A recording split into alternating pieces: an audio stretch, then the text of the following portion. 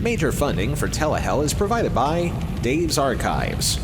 At Dave's Archives, they transfer, archive, and preserve classic commercials from the 70s, 80s, and 90s and share them with you, the YouTube-going public. They even have original shows such as Friday Night Live, which pops up, guess when? Everything about Dave's Archives can be found on their YouTube page. Just search Dave's Archives.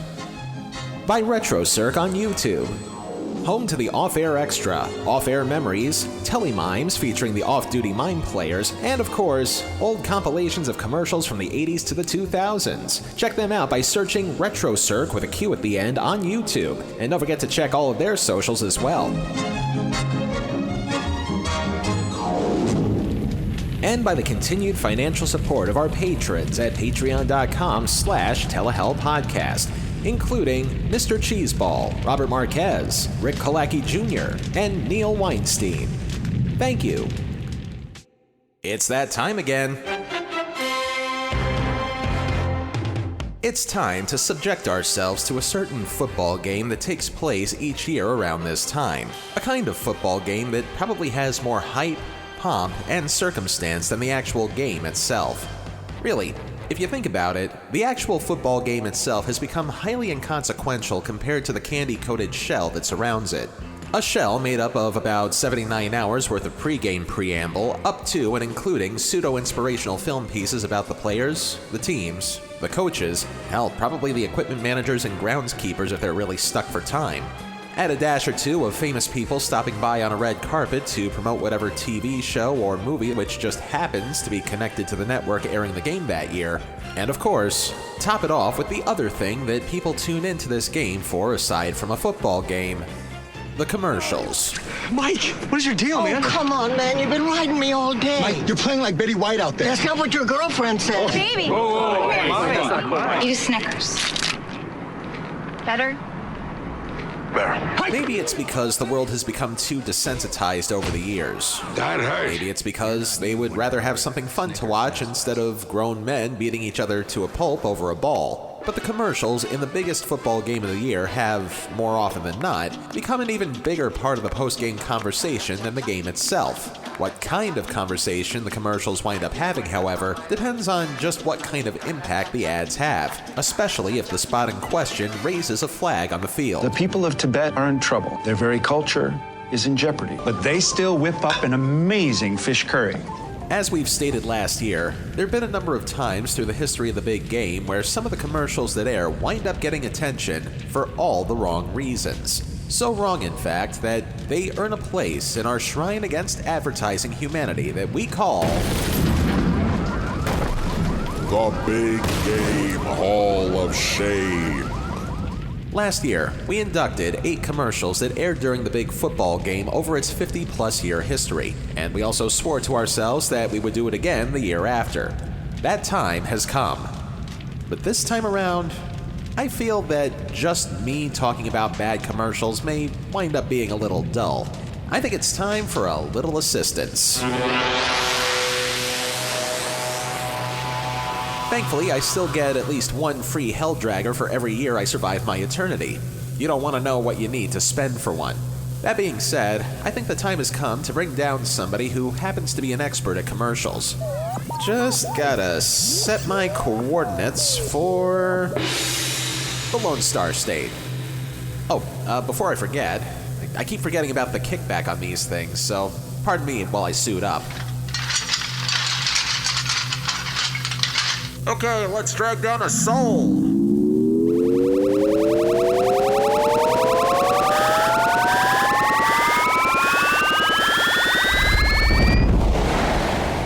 Huh, what do you know? I felt no impact there.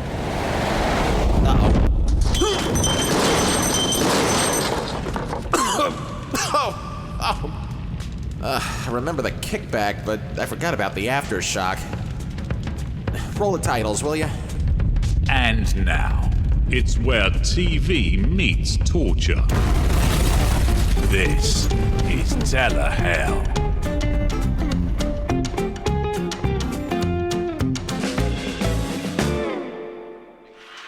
Okay, let's see. Snacks, check. TV with high-end sound system, check. noise-canceling headphones so I can tune out what Joe Buck has to say.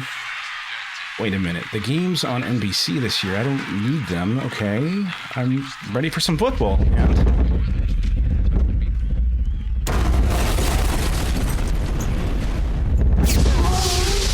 Oh boy, the landlord's gonna be pissed at me for this.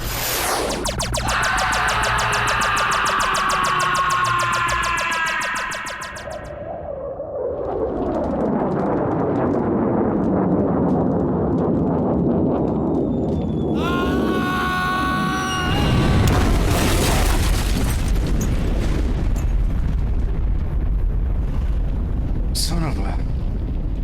Where am I? Is this a place where they bury old Houston Oilers memorabilia? Please, don't be cruel to your former home team. If anything, this is more the place where championship t-shirts of losing football teams winds up, but you'd probably find them on our fraud floor. Wait a minute, you sound familiar. I know. I get that a lot. No, I think I actually know who you are. You're the guy who advertises my YouTube channel, aren't you? At last we meet, Dave of Dave's Archives. Welcome to hell. Wait, I thought we were just doing things on the barter system. You send me old videotapes with commercials on them and we advertise each other's shows? Oh crap, you're not here to take my soul, are you? You've come to collect? Calm down, Dave. The last thing I would do is pressure a sponsor. As far as I'm concerned, we're both square on business. I brought you down here because you're probably a bigger expert on commercials than I'll ever be, and I was hoping that you could assist me on our induction ceremony today. Induction where? Where else but... The Big Game Hall of Shame. Today, you and I are going to be looking at some commercials that aired during that silly football game that may have rubbed people the wrong way. And once we've taken care of all that, I'll send you back to the surface world in plenty of time to watch those guys in helmets fighting over a ball. No harm, no foul, not even a penalty marker. And what if I don't?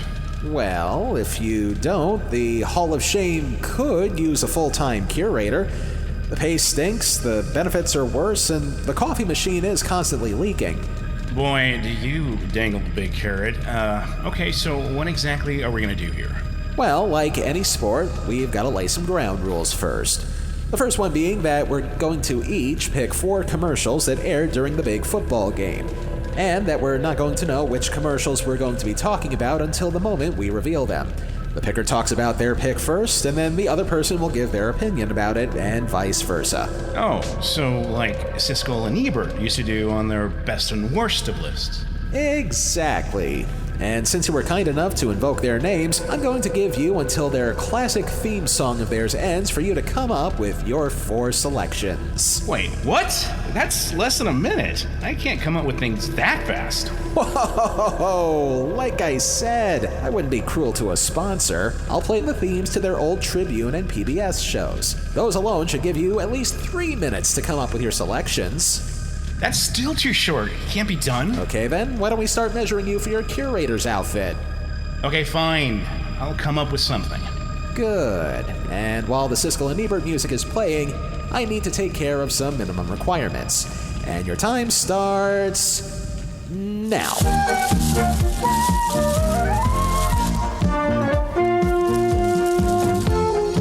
Since this is one of our more unconventional episodes, this is where we put the 9 circles aside for the week. Sort of. Which stands to reason because the commercials that we cover here will fall under the same basic mechanics. One being that millions of dollars are spent and sometimes wasted on this one time slot in an effort to get more brand recognition. And as we say, the greedy plans are often the ones with the least amount of thought put into it.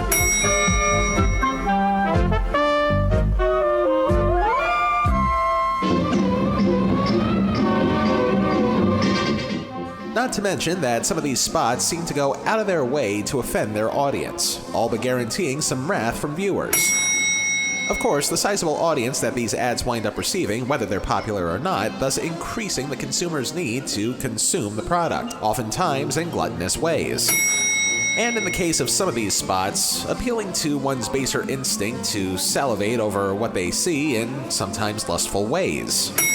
And in the case of this instance, where I actually have somebody to debate over these commercials with, we should also point out that from here on out, anything that the two of us will be talking about will be largely unscripted, except for some of the notes that we make about the commercials that we pick. Wait, I have to make notes too? You'll give notes, otherwise I hope you enjoy giving guided tours.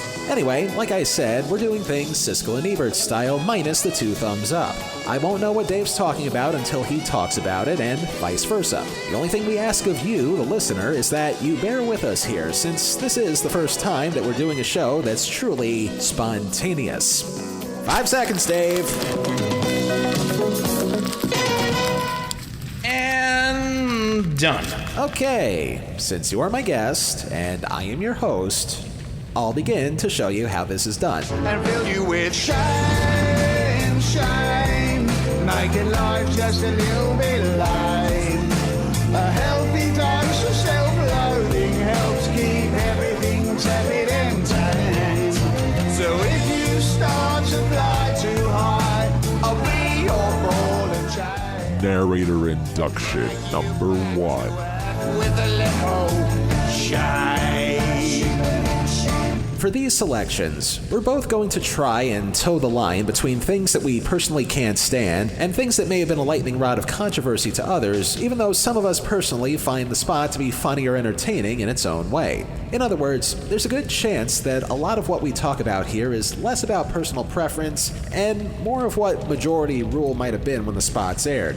That being said, I personally enjoyed this first commercial, but the stuff that happened behind the scenes is what's getting inducted here.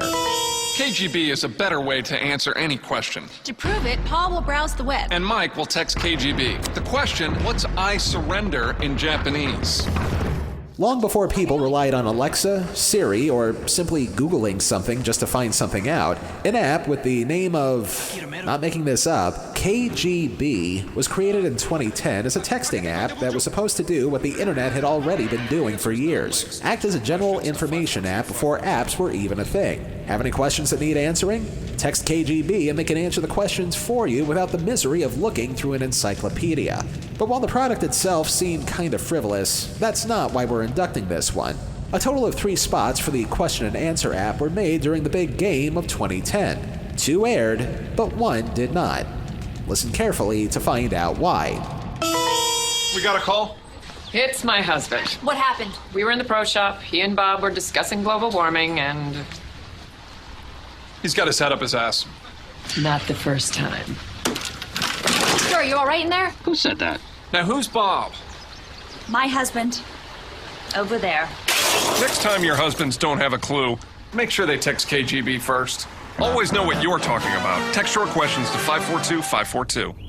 It's in the hole. Now again, personally I think the image of a guy walking around with his head up his ass is a pretty funny visual. Unfortunately, it may have been a little too extreme for CBS to air, which brings us to the real reason why the spot is being inducted. The idea that the controversy behind the quote-unquote banned spot may have been more manufactured than advertised. No pun intended.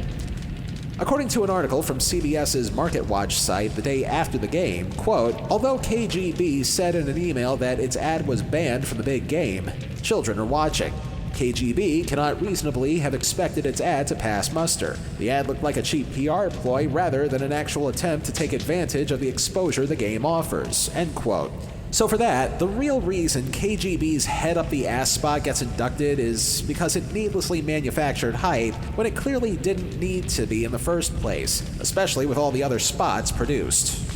It reminds me of this other ad that says, hey, we blew $2 million on this ad. Now do we have your attention? Well, maybe so, but you know what?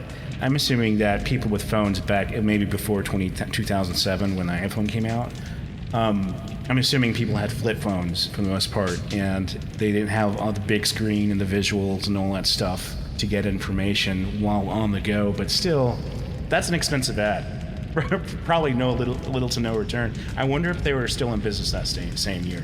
I'm honestly amazed they were able to use the name KGB, especially because we all know what the KGB really is. And, right? And as of this recording, they may very well have annexed themselves into the Ukraine, but that's another story. Oh, data mining from Russia back in the day. Possibly. Nice.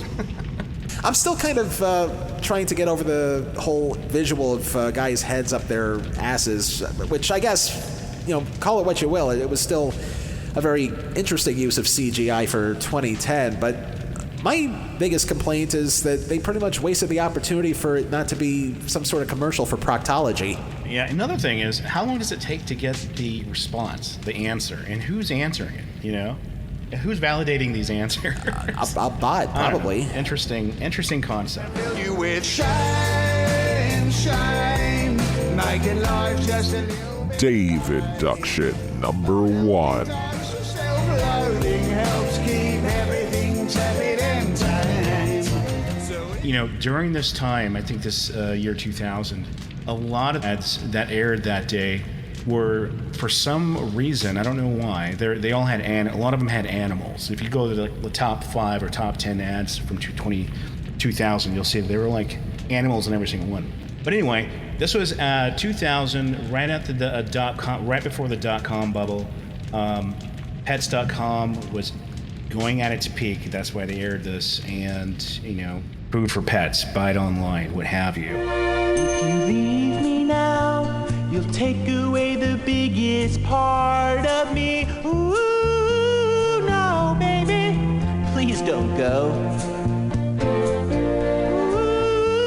girl, I just want you to stay. Hey, man, I'm getting car sick. I think I'm gonna boot. Only around 7 months later, they filed for bankruptcy, I believe. And then they liquidated everything. And they only lasted, like I said, 6 or 7 months after that, which is kind of sad. And another really interesting thing about that, I'm not really touching up on the ad itself, but kind of the history. As of this year, 2022, they started redirecting Pets.com to PetSmart.com, which is kind of peculiar. I don't know what took so long. And Pets.com's been defunct out there for 20 plus years, and now they're just starting to redirect to PetSmart.com. But good try on that one, but .com bubble kind of killed it, squashed it. It was a dream, really. It's kind of sad. Yeah, I remember seeing these commercials when they first aired, back when I was alive, and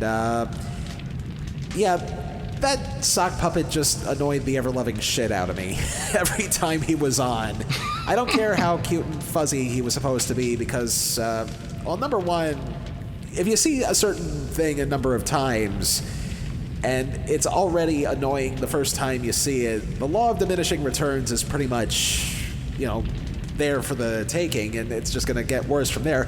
And number two, I was already a big fan of Late Night with Conan O'Brien by this point, and I believe that sometime around this time, I wasn't sure if it was Pets.com that sued them or they sued Pets.com because they too had a famous dog puppet, Triumph the Insult Comic Dog. In fact, I think that's a bit somewhere. I think there's a bit somewhere online showcasing it. I must consider the consequences of making fun of Pets.com, a great supply company, and also of their puppet, a great, great puppet.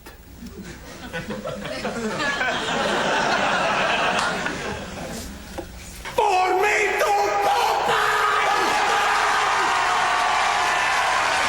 I don't know, it just, I never really liked the sock puppet. It just really annoyed me.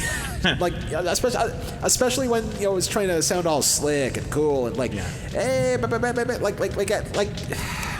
it was like a certain style back in the late 90s, early 2000s where everybody was all like, hey, look at me, I'm talking bad. It didn't really translate well to sock puppets, unfortunately, and especially because of the .com bubble burst. And my question now that we're in 2022, there's Chewy.com. That's become pretty big, and I'm amazed that the sock puppet never came back because even stupid things wind up coming back. So just goes to show you. The Noid came back. you with shine, making life just a little. Narrator induction number 2.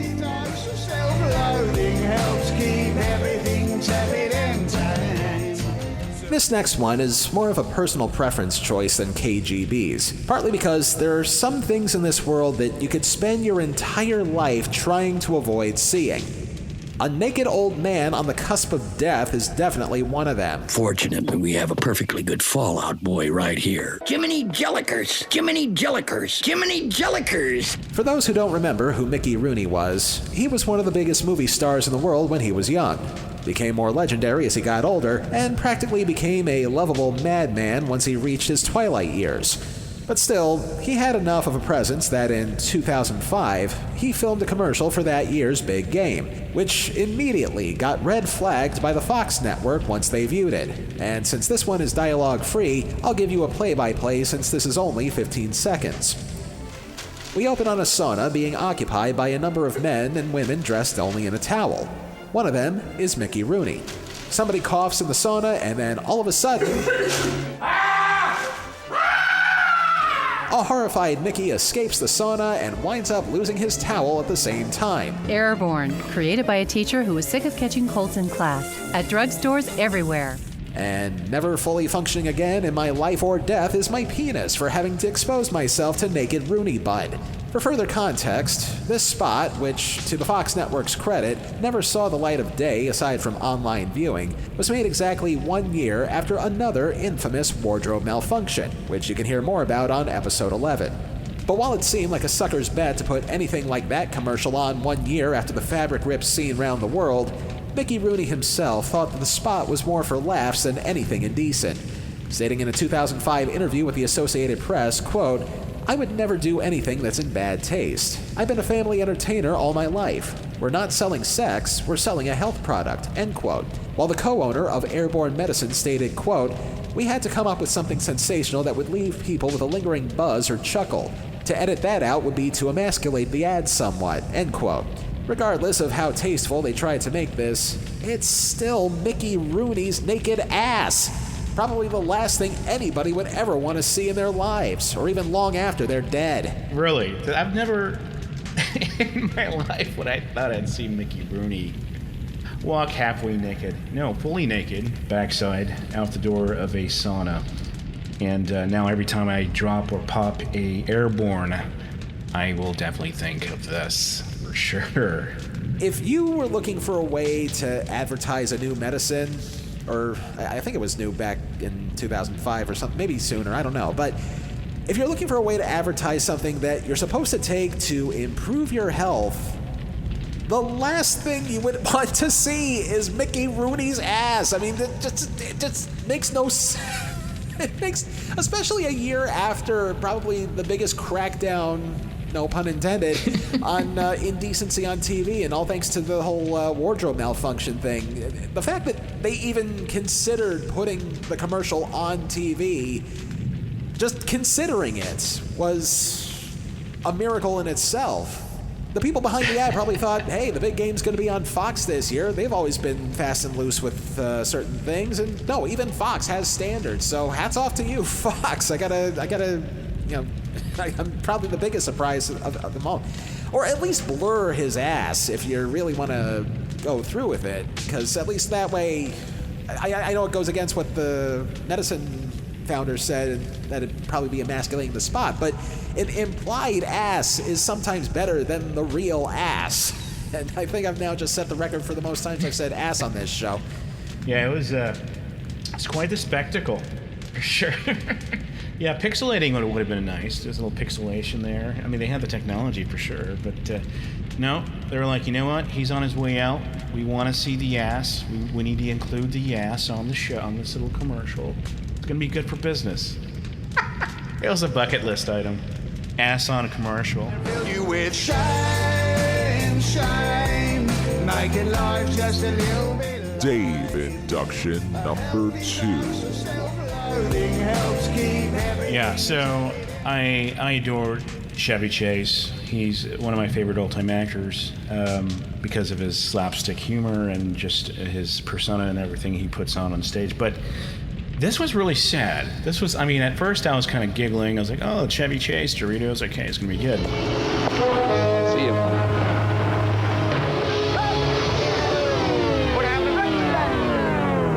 What happened? We got a Not right now. I'm in the middle of shooting a Super Bowl commercial. Won't take long, Chev. You're canceled. Canceled? Yeah. Sorry. How do you get canceled out of a commercial? You're not getting the ratings, Chevy. Ratings? Demographics, all wrong. There's 4 or 5 other commercials the audience likes a lot better. They do? Oh, yeah. You're out, Chev. I like this stuff. Well, keep the bag, Chev. Oh, well, thanks. You're a sport and a terrific guy. You're good. You look great.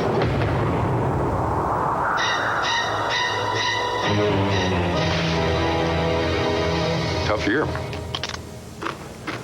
Good chip. Doritos, tortilla thins. Everything else is just a And chip. then this little troupe of mob-looking actors come up and say you're canceled. And then I noticed the year, and it's like, okay, it's 1994. Didn't Chevy Chase have a show that was canceled after like 2 months? 5 weeks. Yeah, it was like it was a breath, right? And it was the breath of death, I think. It was. But go on. The show was so horrible. And then he had the balls to go up and say, yeah, let's do this commercial. After I've been canceled, we'll put it on the big game, and we'll have some fun, a little tongue-in-cheek, whatever, at himself. And it was not cringy. It was not funny. For me, it was a little sad. I was like, God, that damn. You know? And then at the very end, the granny comes down and steals his bag, which is the only thing he has to claim for after his show's canceled, of chips. And he's left one chip and bad year, he says. Man, that is so sad. I mean, that is a really shitty way to go out with a Doritos commercial after your shit's canceled. I don't know how much of this was a combination of kick a man when he's down or being in on the joke. I mean, Chevy had to have been on the joke for all that stuff to wind up happening anyway, and I'm sure Doritos paid a nice amount of money as a consolation prize. Right. Yeah, that's what it was, a consolation prize. So I do kind of get, like, on a human level, why this would probably be in here, because you kind of want to feel bad for Chevy, but then years later you find out just how much of an asshole he turned out to be. And then you kind of think to yourself, okay, maybe I shouldn't feel too bad, because, karma comes in many different shapes or forms. Yeah. My personality, I gravitate towards assholes. And you see those questions on social media platforms. If you could spend a day with any actor, would it be Chevy? Would be one of the guys, because you're getting a real person. You're not getting this, applesauce. Well, now you got to make sure you qualify, though. Do you want to meet present day Chevy or Chevy at his peak? Oh, right. That's true. Yeah, that's a good question. It would probably be today. That way you can actually talk to him about his past. Because if it was yesterday's Chevy or Chevy, I actually call him Chevy, by the way. But if it's yesterday's Chevy, then I think he's too much into himself and he's too busy to give a simpleton like me any time of the day. But now Chevy, yeah, he'd be all about it. He'd probably do a little video with me where we recreate one of the worst franchise movies he made, which was National Lampoon's Vacation in Vegas, which is actually one of my favorite of the campaign. Not the campaign, but the series. It's a totally good one. Anyway, but I digress. I would go with the current one, because he can be bitter and funny at the same time and open to any discussion, because now he is sort of like that. On that note, I think this will be a good time to take in the halftime show. I dare ask what a halftime show in hell is like. Unfortunately, it's the same halftime show we've got every year. Some host of an ASMR podcast scraping a fork against the plate.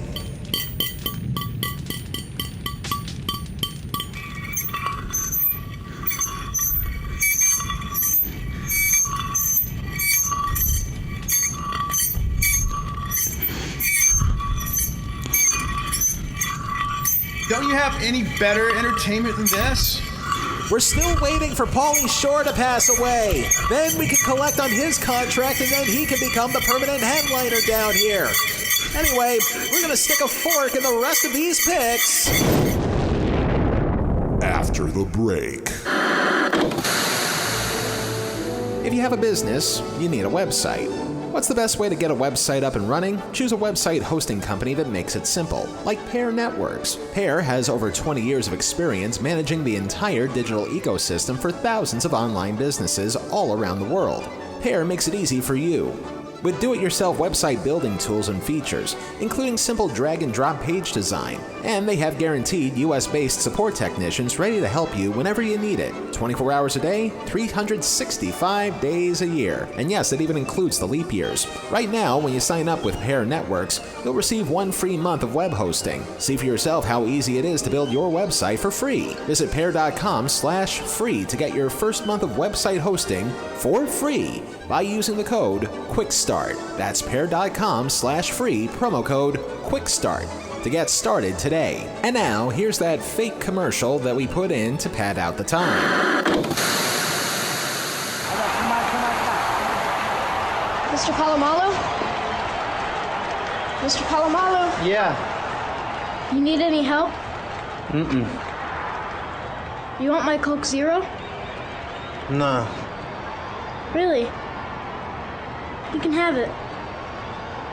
A Coke Zero and a smile. We're Coke brand managers. Coke Zero stole our taste. Yeah. They are not stealing our commercial. Hey, that was for me. Is he coming? Is he coming? I'll meet you at the car. Makes me feel nice. That's the way it should be. And I like to see the whole world smiling with Hey, kid. Coke Zero as a life. Have a Coke Zero Cats. and a smile.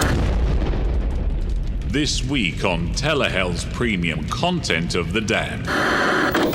What you have been watching is a production experiment we have just completed from the Orange Bowl. To the best of our knowledge, the only half of NFL football ever to be done without the benefit of announcers. The reaction to it, well, we will leave that to you. If you can understand what just transpired, then our experiment is a success. If you find yourselves wondering what's been going on, then maybe we have to work out the kinks. In any event, we'll continue with the experiment. We'll try to work out the kinks in the second half. The only way to listen to Telehell's premium content of The Damned is by becoming a patron at patreon.com/Telehell podcast. For just a few bucks a month, you can listen to our premium content and get some swag along the way. Once again, that's patreon.com/Telehell podcast.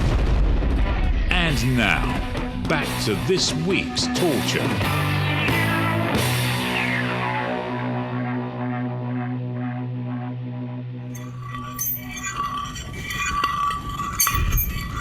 How much longer does this go on for? Hang on, he's getting to the big finish.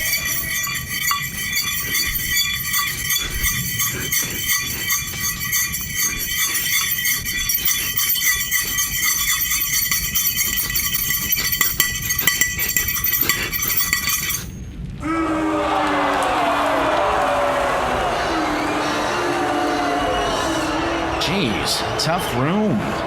Oh, don't worry about that. They're supposed to boo down here. It'd be stranger if he had a standing ovation. Anyway, let's move on with more of our picks. Fill you with shame, shame, making life just a little bit light. Narrator induction number 3. Clothing helps keep everything tepid. Well, regardless of whether I have a guest down here or not, it wouldn't be one of my shows without shamelessly using a clip from The Simpsons. But bear with us, there is a point to be made here. That being said, here's a clip from a Treehouse of Horror episode called How to Get Ahead in Deadvertising. Simpson, we got a swell little notion for you. Did you know you can put a dead celebrity in a commercial and you don't have to pay them a thing? Unfortunately, there are certain stars who won't do what we want. What's their problem? They're still alive. Believe it or not, there was once a time when people took famous public figures seriously. So much so that you wouldn't see a number of your favorite stars of yesteryear selling out until such a time would come when they would leave the mortal plane. And when that time comes, how do you use the deceased in a dignified way to sell a product? You get permission from the deceased next of kin and their estate. Then it'll be okay.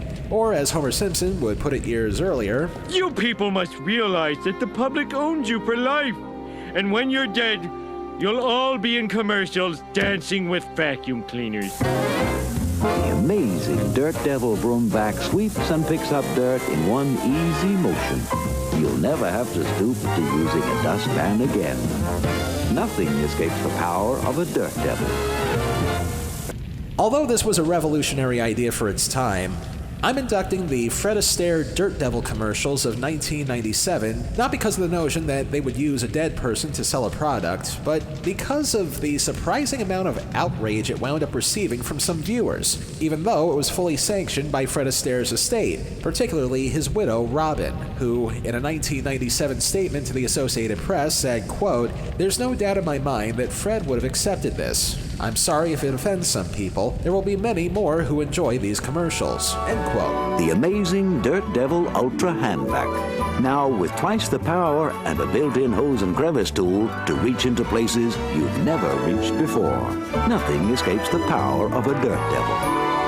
She further went on to mention that she approved the Dirt Devil ads mainly because the ad makers used actual clips of him dancing as opposed to him actually speaking. The way the commercial was made was that an actor performed similar routines while holding vacuums and the images were combined on a computer, as opposed to altering his face and voice to promote the product shamelessly. Nevertheless, those who could complain did. Largely movie buffs, film purists, and even Fred Astaire's daughter from a previous marriage. In fact, according to an old Army Archer column in Variety, Ava Astaire was so disappointed in the move that she personally shipped her own Dirt Devil vacuum back to the company in protest, which might seem a little petty in the grand scheme of things, but then again, it is her father's legacy being exploited, and sadly, this will not be the first time that the ghosts of the rich and famous will use their images just to sell a product. But that's another story. Stuck with either cable or that. What's happening? Never gets old. Now, digitally, I think it's pretty amazing, 97, that they were able to accomplish that. It reminds me of that Moby song where they used Fred Astaire dancing in the rain. From that movie, he was dancing in the rain, and I can't recall the name of the movie, but very much. Are you sure you're not talking about Gene Kelly singing in the rain? Oh my God, you're right.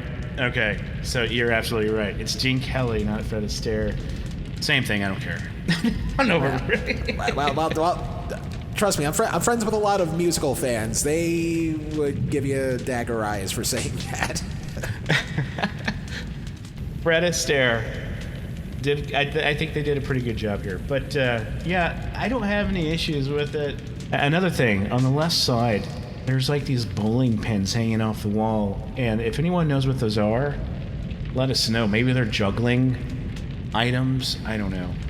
I'm totally not into this ad. You with shine, shine, making life just a little bit. Dave induction number 3. Helps keep everything separate. Yeah, so this one always had a soft spot for me as a kid. Now, I grew up not being a hardcore sports fan. My dad was, and the reason I wasn't, probably as I look back at my past, is because my father was always throwing something at the TV because our teams would never win. Houston just sucked during the 80s, and it kind of reminds me of the Christmas Story where the dad's always having these cursing sessions, and that was my dad. And the only enjoyment I had by sitting on the couch watching him do this was to see the very first Bud Bowl ad. Football fans, get ready for the battle of the century as unbeaten Budweiser takes on undefeated Bud Light. It's Bud versus Bud Light in Bud Bowl 1. Pick up your official scorecard wherever you see this display. Hey, Bud, super idea. You see the neck on that guy? Use it to follow the action and you could win big. So get ready, get set. On January 22nd, Bud Bowl 1. This time, it's for real. Which was this kind of animated stop motion thing. And I thought it was fun. And it went on throughout the entire game. And you had 3 or 4 of these things until finally at the very end, one of the Bud Bowl teams, these fictional teams, won. Seconds left in the Bud Bowl. This is what it's all about, tied at 24. But it all rests on this bear's shoulders. Butsky, it's all yours. Go, Butsky! Who says kickers don't earn their money? The kick is up. It's good! In a storybook finish, Budweiser 27, Bud Light 24. Wait till next year. And then they did it for year after year, Bud Bowl 2, Bud Bowl 3, Bud Bowl 4. So that was kind of the... it kind of got old, honestly speaking. But the one thing that was very consistent was my dad throwing shoes and newspapers and even bottle caps from his beers at the television set when the Oilers just never did good or well. But yeah, that's my take on this one. That's the one thing I remember from the 80s that's Super Bowl related that I definitely have memories of, maybe not so fond, but yeah, it is what it is, I guess. I kind of agree with what you say, except they probably should have stopped after Bud Bowl 1. And I mean, I get, gimmicks and other ways to get people to buy into things because that's what advertising is. It's just a series of gimmicks to get people to buy into things. I kind of see where they're going with this, but, at best, the Bud Bowl was a novelty thing. And I know I'm probably going to get a lot of shit from the sports people out there who say, no, Bud Bowl's part of the game fabric, blah, blah, blah. Look, if you like the Bud Bowl, good for you. But I honestly didn't care too much about it, especially since I think the Bud Bowl commercials aired during years of peak football, I think. The whole Bud Bowl thing, it really did spur the entire... let's watch the ads. It's going to be fun while we're watching the game. And I can't wait to what they come up with next. And then for every year thereafter, it just grew out and it kind of budded and it sprouted out to be this massive campaign of really good ads around a game. And I don't fault it at that. I think that's a good thing, not just for capitalism and all. But it's a really good thing for the wives and the people who are not sports fans who have something to do when they go to your friend's football game and not caring about the game. But somewhere in the middle of the 80s and 90s, there was this massive on-off switch, I guess you could say, that was flicked on, where people suddenly realized that this high-rated event, this high-rated sporting event, should all of a sudden be about more than just the sporting event. So, the commercials wind up getting sensationalized. The halftime shows wind up getting sensationalized. The TV show that airs immediately after the game winds up getting sensationalized because of the ratings it'll pull in.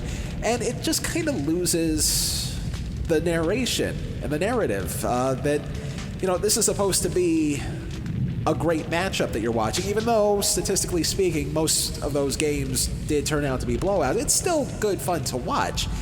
But all the other stuff, it's like you're baking a cake and you're only adding 90% icing to the entire thing, and it's just 10% cake. It just kind of lost its meaning, and I think I know exactly when that point of no return started to take place. And that just so happens to be my fourth and final induction. You with shine, shine, making life just a little bit. Narrator induction number 4. Helps keep everything. In the beginning, people tuned in to the biggest football game of the year simply to watch a football game that would determine who the best team of the year would be. But as time marched on, people began to realize that having just the football game on was probably not going to be enough to keep the audience numbers in the 100 million range. So naturally, they started to add a few things to the presentation just to make sure no stone was left unturned, and no viewer would be left uncounted. Whether it be as an extended pregame show, or an interesting halftime show, or in recent years, a live interview with whoever the President of the United States is at the moment. And let's also not forget premiering a new TV show right after the game just so it can cash in on that large audience. Hopefully you get the point. There's more to this football game than just a football game. And nowhere could that point be illustrated more profoundly than what took place during one commercial break in January of 1984. We shall prevail. January 24th, Apple Computer will introduce Macintosh.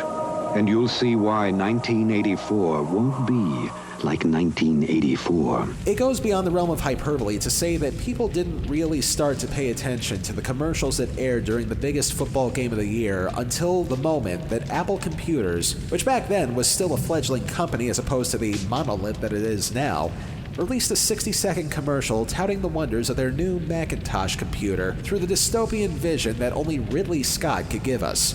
It was bold. It was fresh. It was a masterpiece. And it was also the matchstick that lit the fuse for commercials to air during the big game to be less about the product itself and more of a signal to have style over substance, especially with an audience that big watching. And then, 1 year later, Apple wound up biting off more than it could chew in more ways than one. Not unlike the 1984 ad, this sequel 1 year later was also placed in a dystopian setting.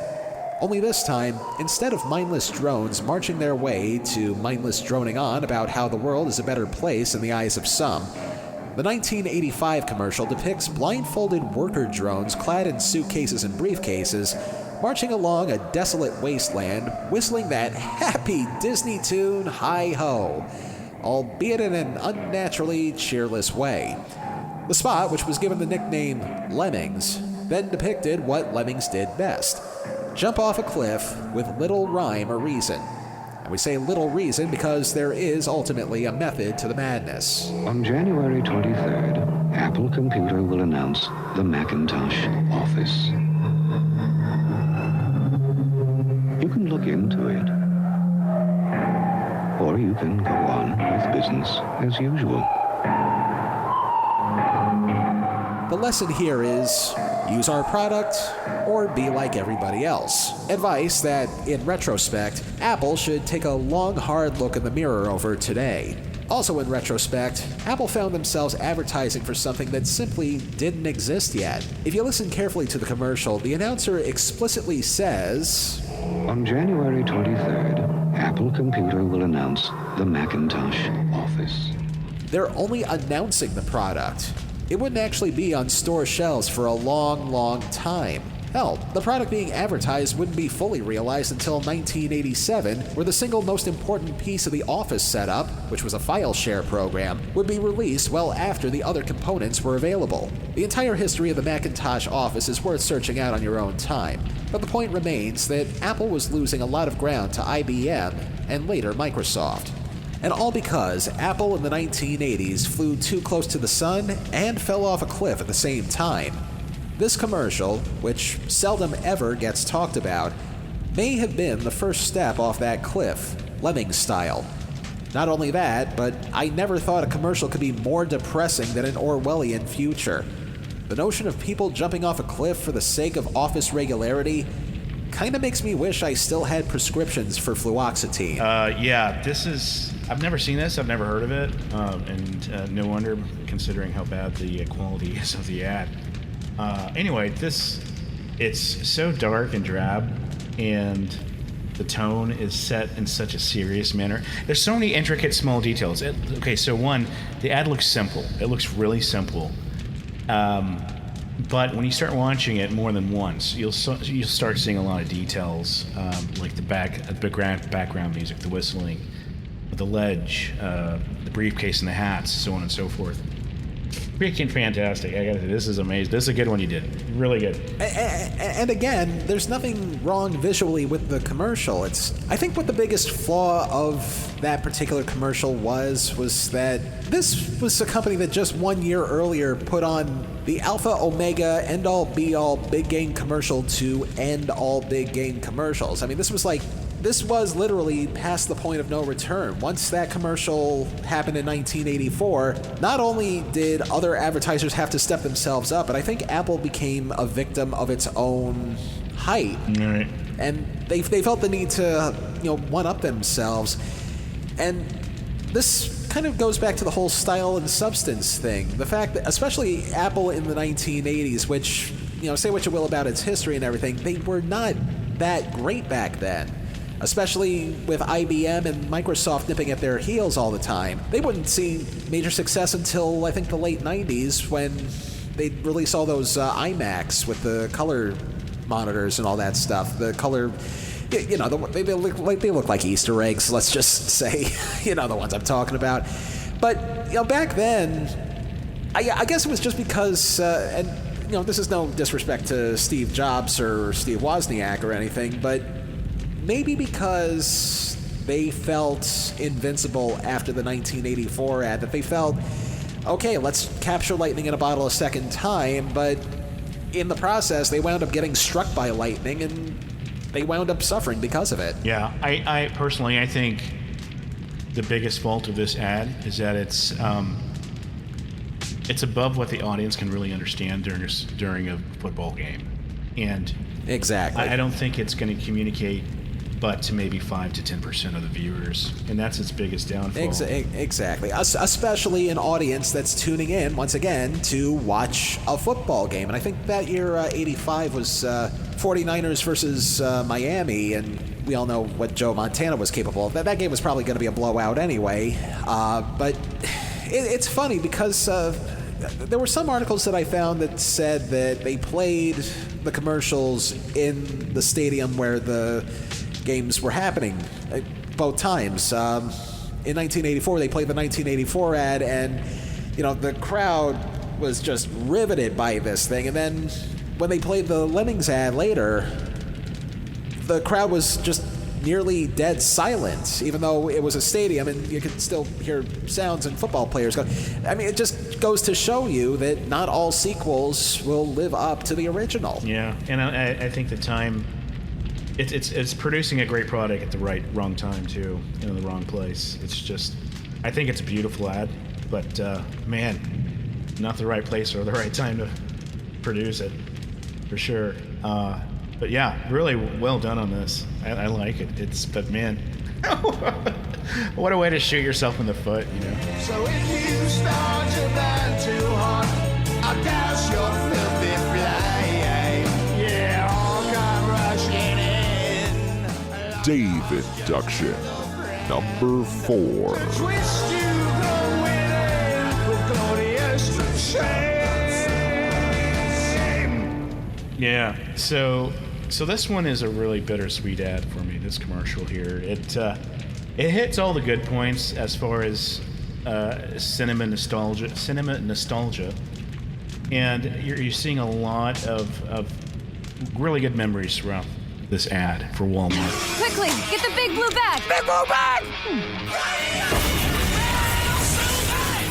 Whoa! Is this the future? This is the present, future Bill. Here's your order, Bills. Excellent! Here are your groceries.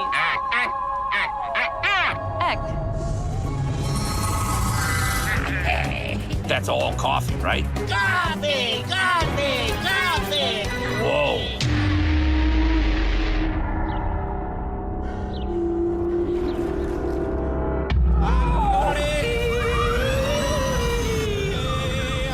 Where are they?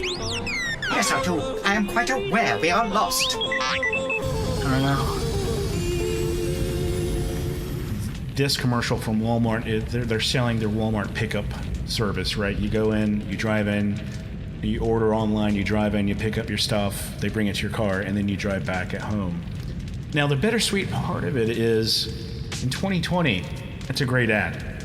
But looking at it in retrospect, 2 years later, 2022, this ad came out literally 1 or 2 months before COVID started spiking across the nation and affecting millions of people, right?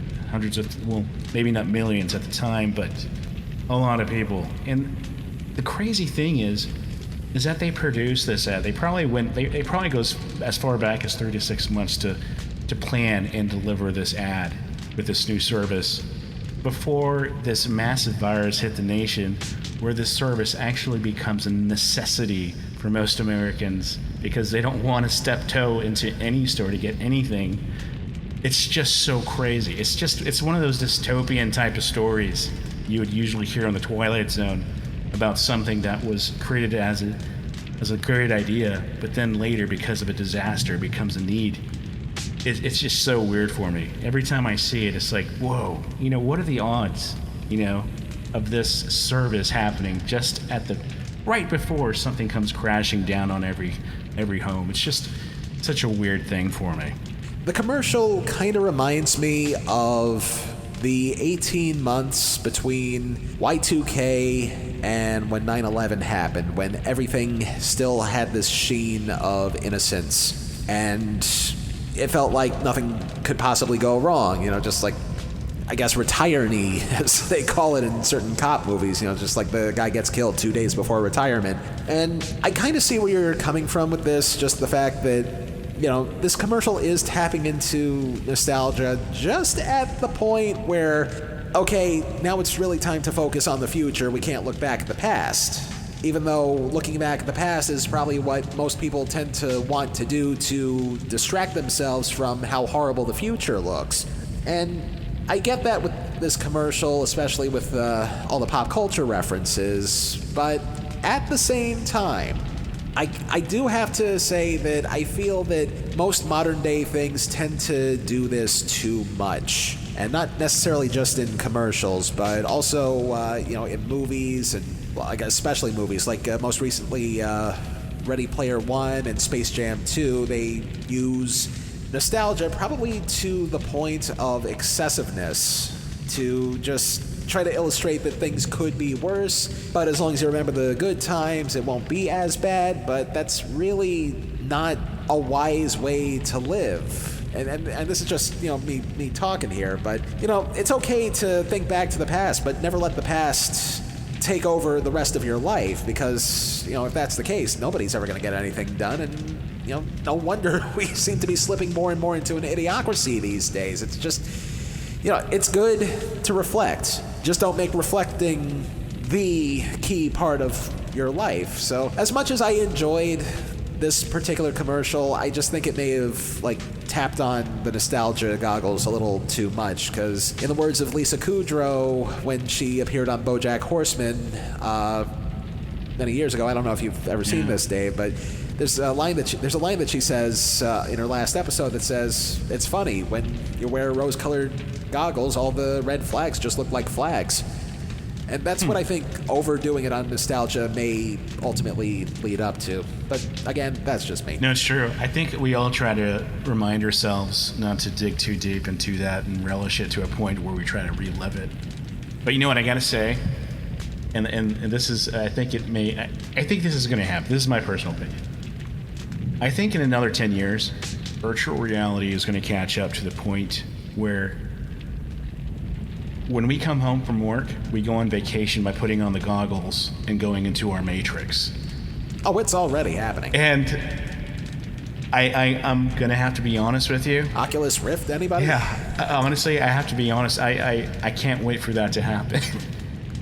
Not that I dislike my current life, but imagine putting on those goggles one night, and activating your implant or whatever it is at the time. And then you're virtually time traveling into 1987 and going to your local rental store for a night and just reading the backsides of VHS tapes for a few hours. It's going to happen. And when it happens, people are going to be taking nightly vacations into the past every single night. Maybe to the point where people don't even go to work anymore, because that virtual reality is way better than their reality lives. I don't know, but I'm ready for it.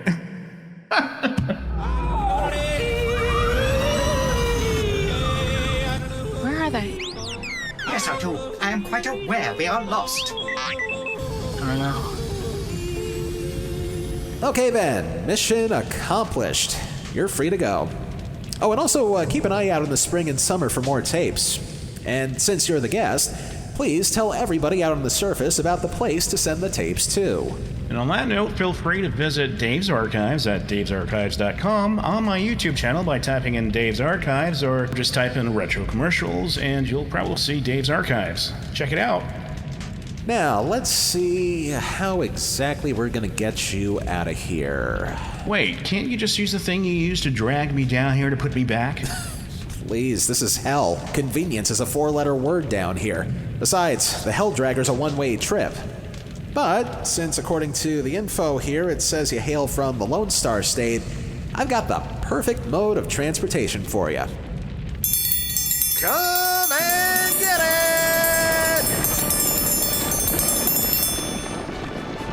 Since you hail from cattle country, I hope you don't mind crowd surfing your way back to the surface in a full-on stampede. Won't that hurt? Only if you get trampled. Stand on that plank, please.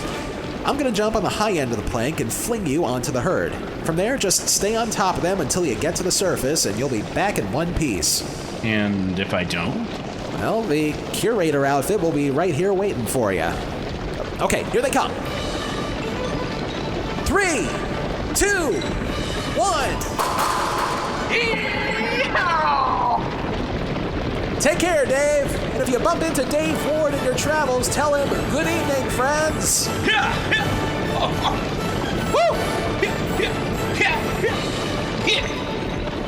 Come on, cowboy. Here we go.